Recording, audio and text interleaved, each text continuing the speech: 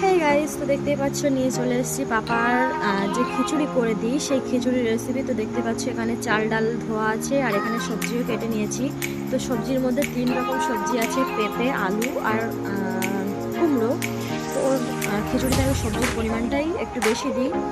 আর হচ্ছে এখানে ফার্স্টে দিয়েছি ঘির ভেতরে একটু পেঁয়াজ আর আদা রসুন আর জিরে বাটা দিয়েছিলাম অল্প পরিমাণে, দিয়ে ভালোভাবে ভাজা ভাজা করে নিয়েছি। তার ভিতরে সবজিগুলো দিয়ে দিয়েছি, চাল ডালও দিয়ে একটু ভালোভাবে নাড়াচাড়া করে নেব।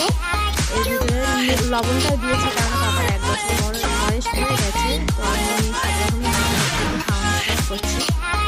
তো একটুখানি পরিমাণে হলুদও দিয়েছি, দিয়ে ভালোভাবে নাড়াচাড়া করে একটু জল দিয়ে দিয়েছি।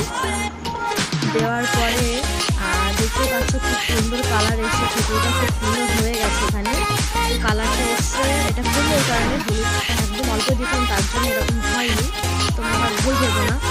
আর এর ফুল ভিডিও আমার এই চ্যানেলে লং ভিডিওতে দেওয়া আছে, তোমরা সেখান থেকে দেখতে পারো, সুবিধা হবে। ভালো লাগলে লাইক করো, বাই।